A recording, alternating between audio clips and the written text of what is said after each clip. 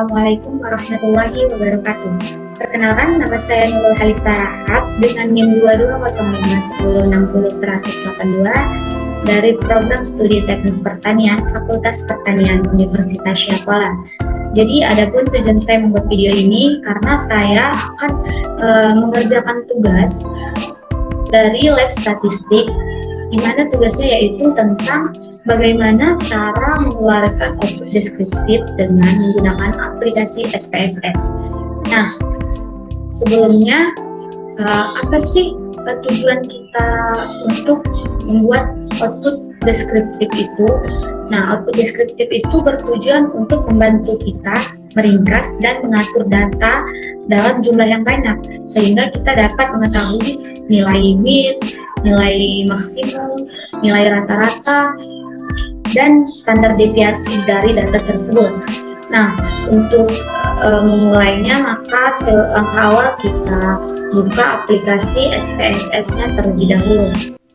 Nah, ini merupakan tampilan utama dari aplikasi SPSS, di mana di sini data view merupakan untuk memasukkan atau menginput data. Sedangkan di variable view ini berguna untuk mendefinisikan data apa saja yang ingin kita buat. Contohnya di sini saya akan membuat nama, kemudian jenis kelamin. Bagian name ini kita tidak boleh menggunakan spasi. Jadi kita buat jenis kelamin tanpa menggunakan spasi, kemudian umur, lalu ada pendidikan,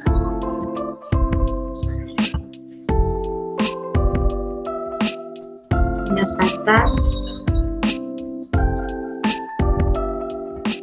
dan terakhir yaitu konsumsi.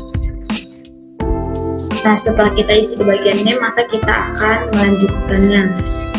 Di bagian nama, tipenya itu tidak numerik. Karena apa? Numerik merupakan variabel yang berbentuk angka, sementara nama kan variabel yang berbentuk huruf. Maka kita pilih di sini yaitu string, di mana string merupakan variabel yang berbentuk bukan angka. Lalu kita okekan. Di sini width-nya ini merupakan banyaknya huruf yang digunakan untuk mengisi data tersebut. Misalkan namanya panjang, maka kita buat saja, misalnya kan namanya lebih dari 20 huruf, kita buat saja di sini contohnya 30, maka namanya nanti bisa sepanjang 30 karakter. Nah, di desimal ini otomatis akan 0 di bagian nama. Kemudian label. Label ini kenapa kosong? Label ini merupakan penjelasan secara detail di bagian name. Misalkan kita buat di sini label yaitu nama si responden. Nah, di bagian label ini juga bisa menggunakan spasi dan bisa menjelaskan sebanyak mungkin apa dari si name ini. Tapi untuk contoh kita hapus saja bagian label. Nah, di values ini, values merupakan pengelompokan, sementara nama kan tidak mungkin kita kelompokkan. Nah, di missing ini merupakan jika si responden tidak ingin memberitahukan atau tidak ingin menginput data tersebut, maka bagian nama kan tidak mungkin tidak diberitahu, maka kita buat missingnya itu. Columns ini merupakan lebar kolom nanti pada data view. Nah, ini merupakan left merupakan rata kiri, sedangkan right merupakan rata kanan, dan center yaitu rata tengah. Di measure ini kita buat di bagian nama yaitu nominal. Kenapa kita buat nominal? Karena nama merupakan sebuah objek atau suatu objek.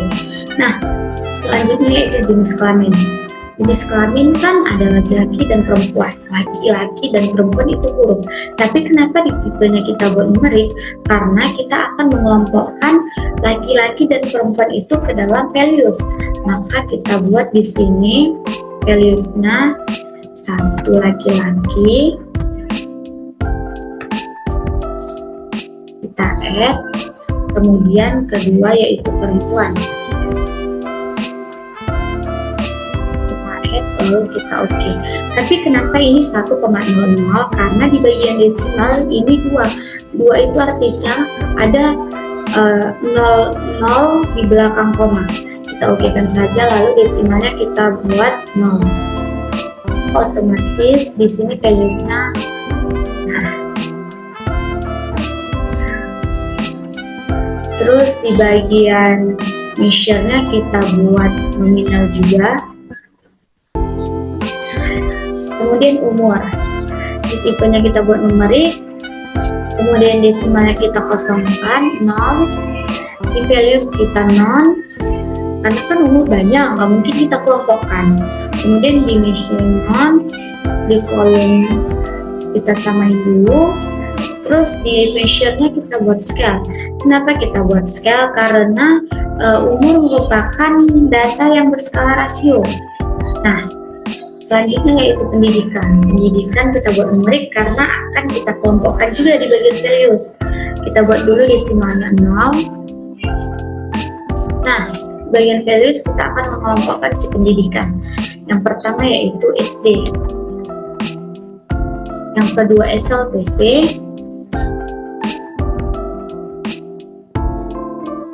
Yang ketiga SLTA.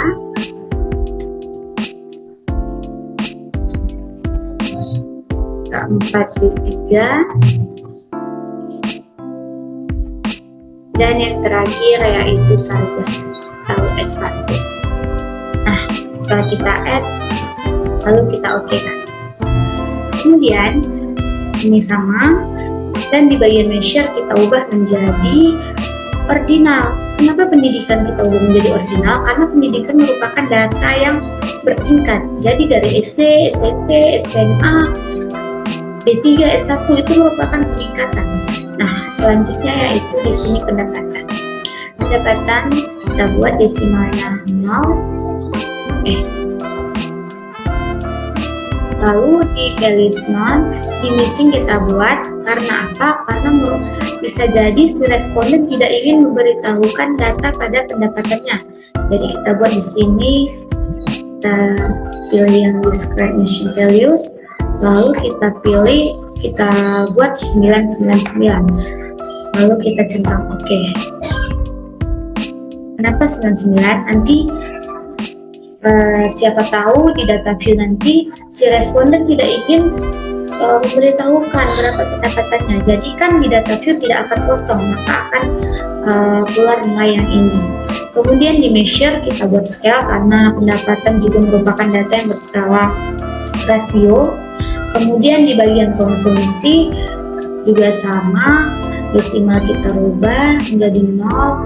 Di bagian values non, di bagian missing juga sama seperti pendapatan tadi.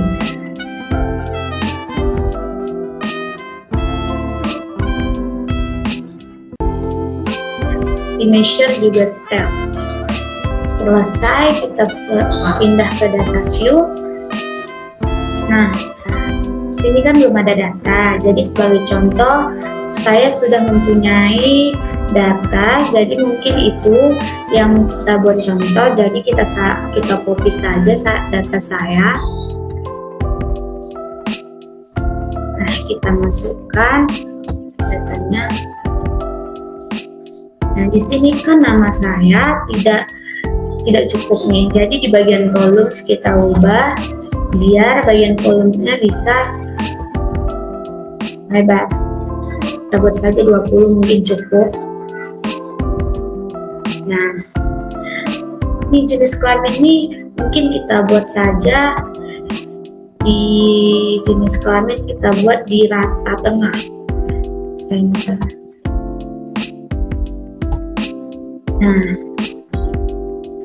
kemudian di umur dan pendidikan mungkin kita buat center juga biar rapi ya.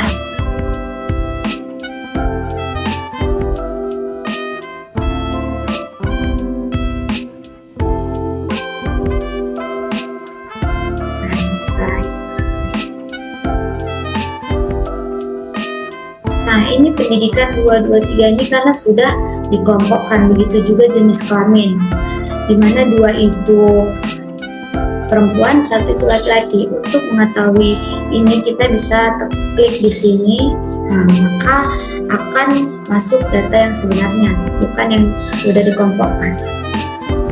Dan untuk membuat output deskriptifnya, kita klik analyze, lalu deskriptif statistik, kemudian klik yang deskriptif.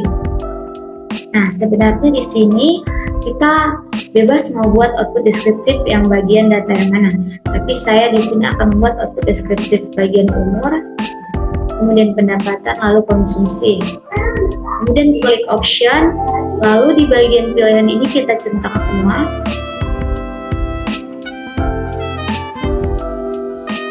Nah, selesai kita centang, di bagian display order kita pilih yang variable list. Kemudian continue. Kemudian klik OK.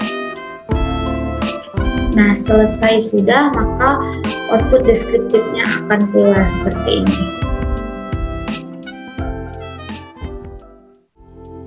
Nah, selesai sudah tutorial cara membuat output deskriptif dengan menggunakan aplikasi SPSS. Jadi, apabila ada kesalahan atau kekurangan, saya mohon maaf. Assalamualaikum warahmatullahi wabarakatuh.